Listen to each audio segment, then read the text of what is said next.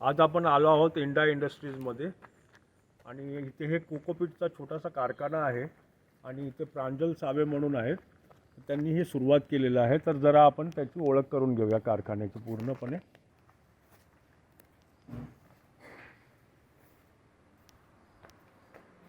हे प्रांजल सरांचं ऑफिस आहे. हे प्रांजल साहेब आहे. हे यांचं ऑफिस आहे.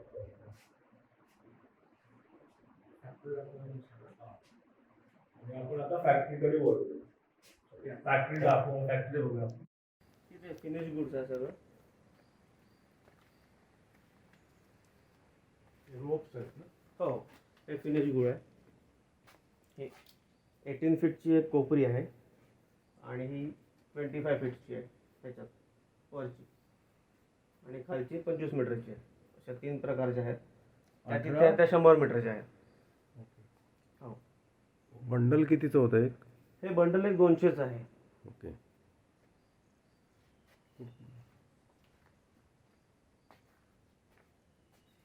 आणि पाठी काय ते कोकोपीटचं जे फायबर आहे का? हां, ते फायबरचे बेल्स आहे. कोकोपीटचं फायबर आहे का? हां, तो मागे रेडीमेड फायबर आहे. हो, ते असं व्यवस्थित येईल.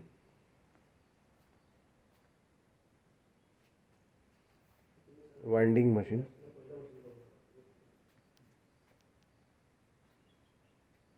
Fibre bells. आता आपण या इंडस्ट्रीतलं पहिलं मशीन बघणार आहोत.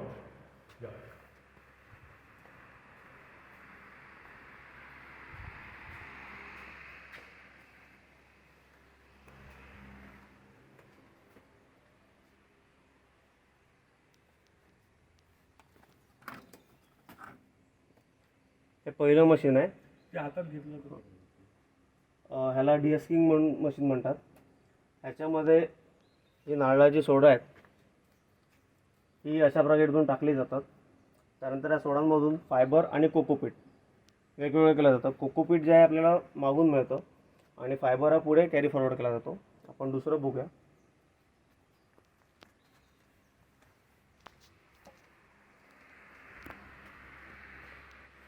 पहिल्या मशीनमधून फायबर आहे डक्टिंग थ्रू ह्या स्क्रीनरमध्ये येतो. स्क्रीनरमध्ये हा फायबर पूर्णपणे स्क्रीनिंग केला जातो.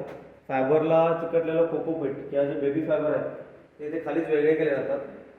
पुढे आल्यानंतर हे विलोईंग मशीन आहे. यात फायबर क्लीन केला जातो. फायबरमध्ये असणाऱ्या गाठी आणि इतर अनवॉन्टेड गोष्टी बाहेर फेकल्या जातात आणि बेस्ट फायबर मशीनला मागे इकडे डंप केला जातो. फायबर आहे हा फायबर पुढे कन्व्हेयर थ्रू फीडरमध्ये येतो.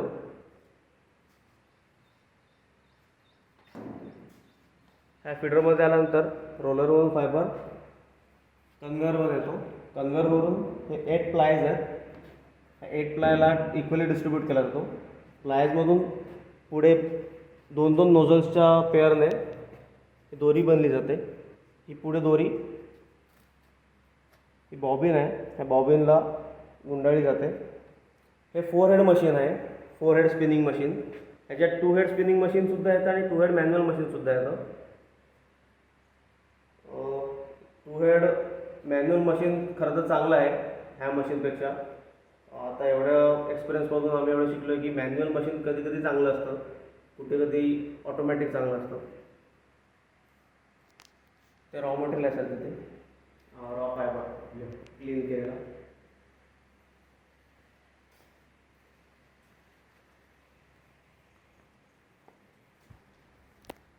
हा क्लीन केलेला फायबर आहे. त्यात गाठी किंवा इतर अनवॉन्टेड गोष्टी नाही आहेत. लॉंग फायबर आहे हा.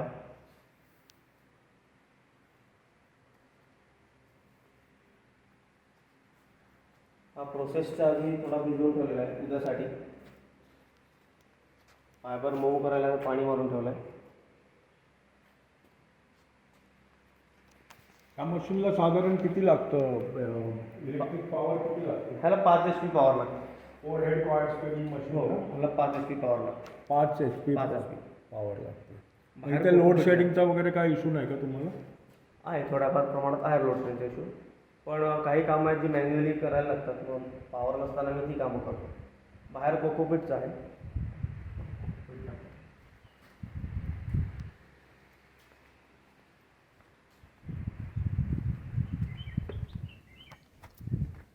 हा कोकोपीटचा स्क्रीनर आहे. यात कोकोपीट पूर्णपणे स्क्रीनिंग केलं जातं. कोकोपीटमध्ये असलेल्या अनवॉन्टेड गोष्टी, फायबर आणि इतर ज्या काही गोष्टी नको आहेत त्या पूर्णपणे स्क्रीनिंग केल्यानंतर जे प्युअर आपला कोकोपीट खाली काढतं ते आम्ही बॅगमध्ये पॅकेजिंग करून पुढे बासना सप्लाय करतो. पण कोकोपीटचा स्टॉक आहे इथे पूर्ण.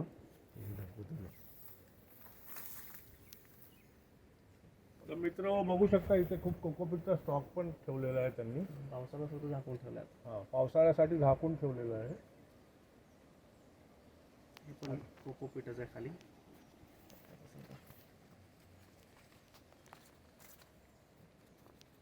कोकोपीट आहे.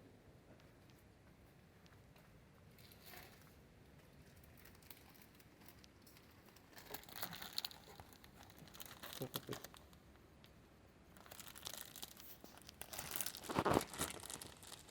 प्रांजल साहेबांनी आपल्याला पूर्णपणे फॅक्टरी दाखवलेली आहे आणि आता त्यांच्याबरोबर बसून मी त्यांच्याकडनं पुढील माहिती अजून घेईन आणि त्यांचं या इंडस्ट्रीबद्दलचं काय काय आणखीन त्यांचे विचार आहेत, फ्युचर प्रोग्राम आहेत त्याबद्दल त्यांच्याकडून जाणून घेऊया.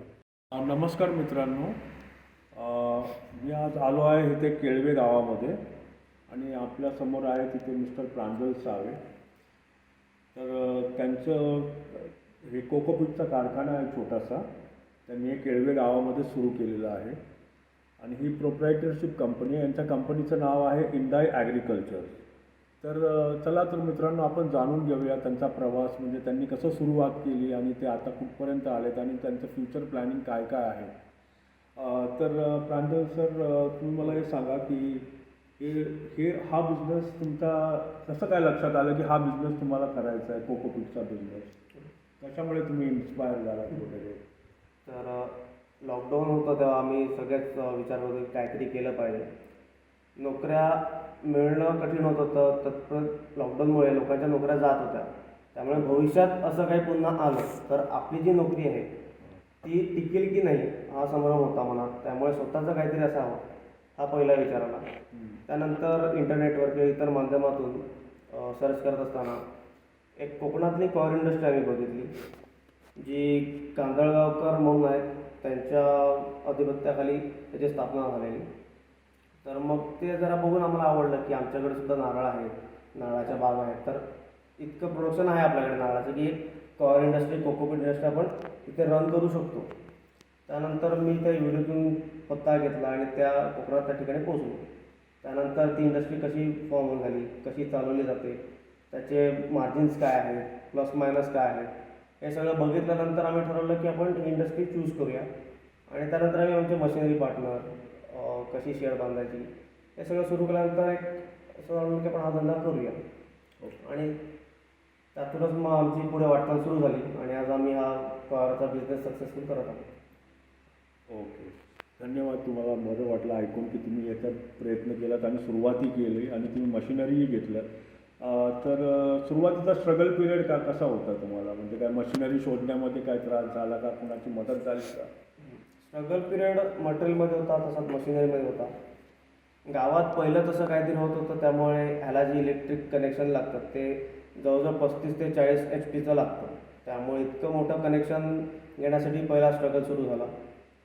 गावात इतका मोठा HP कोणाकडे नव्हता, त्यामुळे तुम्ही ट्रान्समीटर स्वतःचा विकत घ्या किंवा अनेक अशा अडचणी आल्या. त्याच्यानंतर जेव्हा सगळं सुरू झालं तेव्हा जे बेसिक असतं ते रॉ मटेरियल असतं. आता गावात असं काहीतरी सुरू झाल्यामुळे रॉ मटेरियलचा अचानक भाव वाढला. म्हणजे जे रॉ मटेरियल आपण त्याला नळाची सोंड म्हणतो ते कचऱ्यासारखं आहे किंवा ते लोक फेकून देतात, त्याचा काही पुढे वापर नव्हता.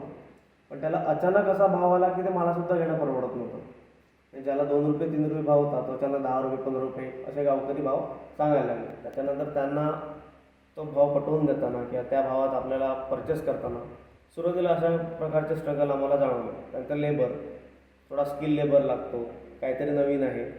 ही इंडस्ट्री तत्पूर्वी ते कोणी बघितली नव्हती किंवा ह्याच्यात कोणी काम केलं नव्हतं. त्यामुळे स्किल लेबर किंवा एक्सपिरियन्स असणारा लेबर आमच्याकडे नव्हता. त्यामुळे आधी स्वतः शिकणं आणि त्यानंतर आमच्या माणसाला शिकवणं या अशा प्रकारच्या काही अडचणी आल्या ज्या आम्ही कालांतराने हळूहळू सॉल्व्ह केल्या आणि आज चांगल्या प्रकारे इंडस्ट्री चालवत आहोत.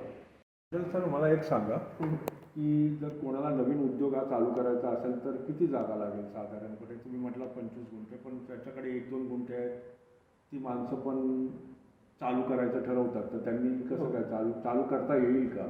चालू करता येईल. अगदी छोट्या प्रमाणात जर करायचं झालं 1-2 मशीन घेऊन तर 2 ते 3 गुंठ्यात चालू करता येईल. ज्याच्यात तुम्हाला 1 गुंठा मशिनरी आणि त्याच्यानंतर उरल्या 2 गुंठ्यात तुमचं स्टोरेज आणि रॉ मटेरियलसाठी साठवणुकी जागा, असं करून तुम्हाला 2 ते 3 गुंठ्यात हा बिझनेस सुरू करता येऊ शकतो.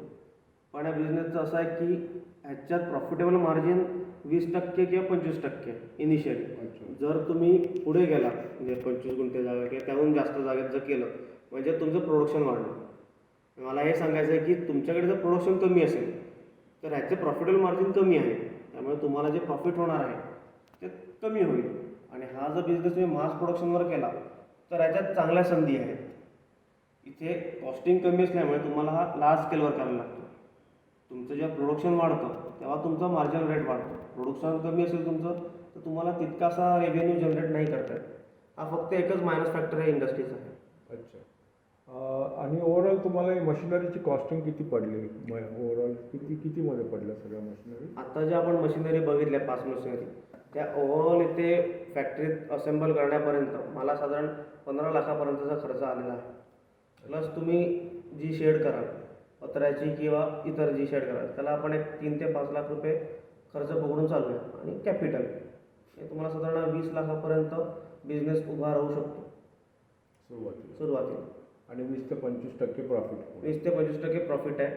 जर तुम्ही मोठ्या प्रमाणात करता तर तुमचा प्रॉफिट मार्जिन जास्त आहे. तुमचं रॉ मटेरियल तुम्हाला किती कॉस्टला येतं इथपासून आपण कॅल्क्युलेशनला सुरुवात करतो.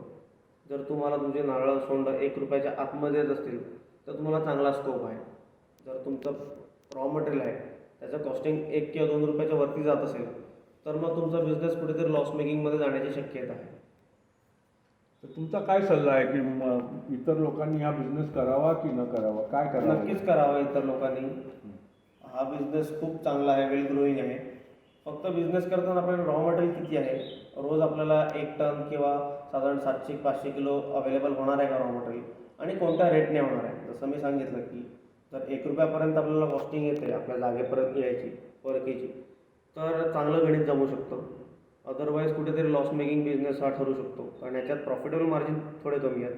त्यामुळे हा बिझनेस करताना तुमचं रॉ मटेरियल कितीला तुम्हाला येणार आहे, त्याच्यानंतर तुमच्याकडे लेबर्स कसे आहेत, जागा कशी आहे, त्याच्यावर फायनल गुड झाल्यानंतर तुमच्याकडे जे घेणारे आहेत डीलर आहेत ते कितीपर्यंत घेणार आहेत, त्यांची क्षमता काय आहे घ्यायची, हे सगळं ठरवल्यानंतरच तुम्ही हा बिझनेस करावा. आणि जर तुमची व्हॅल्युएशनमध्ये इच्छा असेल तर माझ्यात आणखीन संधी आहेत. कारण जेव्हा आपण व्हॅल्युएशन करतो तेव्हा रेव्हेन्यूसुद्धा वाढतो. जर ही दोरी आज 5 रुपयाची आहे तर तुम्ही अशा दोऱ्या घेऊन जर त्याची मॅट्रेस बनवली, डोअर मॅट बनवली तर ती 500 रुपयापर्यंत विकली जाते. म्हणजे आपण एक साधारण गणित समजू शकतो की 1 रुपया ते 5 रुपये ह्याच्यात तुम्हाला मार्जिन 1 ते 5 इतकाच आहे. आणि 500 रुपयामध्ये तुम्हाला 1 रुपयापासून ते 500 रुपयापर्यंत इतकं मार्जिन आहे. जर तुम्हाला काही बार्गेनिंग करायचं झालं, कुठे निगोशिएट करायचं झालं, तुम्ही 1 ते 5 मध्ये किती निगोशिएट करणार आणि 1 ते 500 मध्ये किती निगोशिएट करणार. एक सिम्पल एक स्टॅटिस्टिक आहे की जर तुम्ही व्हॅल्युएशन केलं तर तुम्हाला प्रॉफिटेबल रेशो किंवा मार्जिन जास्त राहतं. कंपॅरेटिव्हली इथे कमी आहे फर्स्ट स्टेजला. जितकं तुम्ही वरती जाणार तितकं तुमचं प्रोडक्शन जरी कमी झालं तरी तुमचा मार्जिन हा वाढत राहणार. जसं आता तुम्ही कोकोपीट बनवता तर त्याच्यामध्ये काही वेस्ट होण्याची शक्यता असते, मग ते वेस्टेजचं तुम्ही नक्की काय करता? बरोबर. कोकोपीटमधून आपल्याला वेस्टेज म्हणजे बेबी फायबर, स्क्रीनिंग करताना बेबी फायबर बाहेर पडतात, तसेच शॉर्ट फायबर बाहेर पडतात. तर ह्या बेबी फायबर आपण पॉट मिक्स किंवा पॉटिंगला वापरू शकतो, जेणेकरून सॉईलची जी एरिएशन आहे, सॉईलमध्ये हवेचं जे प्रमाण आहे ते चांगलं राहण्यास मदत होते. त्याच्यानंतर जे शॉर्ट फायबर आहेत त्याच्या आपण पोल्स बनवू शकतो, कोको पोल्स किंवा बेल्स बनवू शकतो. जनरली मनी प्लांटला ग्रो करायला जो वापरला जातो, जी स्टिक वापरली जाते ती शॉर्ट फायबरपासून बनवली जाते. अशा प्रकारचे आपण स्टिक बनवू शकतो. आणि ह्या इंडस्ट्रीमध्ये सहसा काही वेस्ट जात नाही, प्रत्येक गोष्ट कुठे ना कुठे वापरली जाते. त्यामुळे ही जसं आपण म्हणतो नारळा कल्पतरू वृक्ष आहे, त्याचा प्रत्येक भागाभागाचा वापर केला जातो, तसंच नारळापासून जे सोडून आपल्याला मिळतं त्याच्या प्रत्येक भागाभागाच्या प्रत्येक प्रोडक्शनचा आपण वापर करू शकतो काहीतरी नवीन प्रोडक्ट बनवण्यासाठी. म्हणजे आपल्याकडे जे नारळाचं सोंड असते, नारळाचं सोंड जे आपण BS करतो मशीनमध्ये, तेव्हा फायबर आणि अजून आपल्याला जे प्रोडक्ट मिळतं त्याला आपण कोकोपीट म्हणतो. थोडक्यात नारळापासून जो भुसा निर्माण होतो किंवा जे बारीक बारीक आता मी तुम्हाला दाखवतो हे कोकोपीट आहे. ह्याला आपण कोकोपीट म्हणतो. हा जो बारीक प्रकारचा भुसा आहे नारळाचा ह्याला आपण कोकोपीट म्हणतो. कोकोपीट हे त्याच्या 7% पाणी ॲब्झॉर्ब करू शकतं. हा कोकोपीटचा गुणधर्म आहे. आणि कोकोपीट मातीमध्ये मिक्स केल्यानंतर रूट्सला एक एरी राहतात, रूट्स एरी राहतात. असे कोकोपीटचे बरेचसे गुणधर्म आहेत, बरेचसे त्याचे बेनिफिट्स आहेत. फॅक्टरीमध्ये आता सध्या किती मशीन्स आहेत तुमच्याकडे? आत्ता सध्या फॅक्टरीमध्ये 5 मशीन्स आहेत, ज्याच्यात 3 आम्ही बाहेरून मागवले आहेत, तर 2 आम्ही इथे स्वतःच मॅन्युफॅक्चर केली आहेत. अच्छा, तुम्ही स्वतः मॅन्युफॅक्चर? हो. ओके. मग आता जरा मशीनची ओळख करून द्याल का? ही कुठली मशीन आहे? ही आपल्या समोर दिसते, ह्याला स्क्रीनर म्हणतात. हे जे फायबर्स येतात, फायबर आणि कोकोपीट सेपरेट करायचं काम करतं, थोडक्यात स्क्रीनिंग करायचं काम करतं. त्यानंतर समोर आहे ते विलोईंग मशीन आहे, हे कॉयरमधल्या गाठी काढायचं काम करतं. आणि माझ्या मागे जे मशीन आहे हे स्पिनिंग मशीन आहे, हे फोरहेड मशीन आहे, हे पुढे दोरी बनवायचं काम करतं. त्यातून फायबरपासून दोरीही बनवली जाते. अशी 5 मशीन आहेत आपल्याकडे. आणि बाहेर कोकोपीट स्क्रीनिंगसाठी मशीन आहे. आता आपण कोकोपीट आणि कोकोपीटमध्ये असलेल्या अनवॉन्टेड गोष्टी या स्क्रीनिंग करून फक्त प्युअर कोकोपीट सेपरेट करून घेऊ. ओके. आणि साधारण आता तुमच्याकडे किती लेबर वगैरे आहेत? किती आहे? सध्या आमच्याकडे 3 मेल आणि 2 फिमेल असा 5 स्टाफ आहे. अच्छा, ओव्हरऑल हे तुम्ही किती जागेमध्ये केलेलं आहे?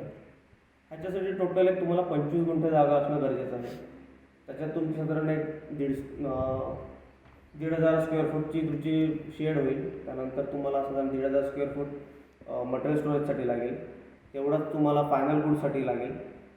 आणि इतर स्पेस वापरण्यासाठी साधारण मला 25 गुंठे जागेची रिक्वायरमेंट आहे इंडस्ट्रीसाठी.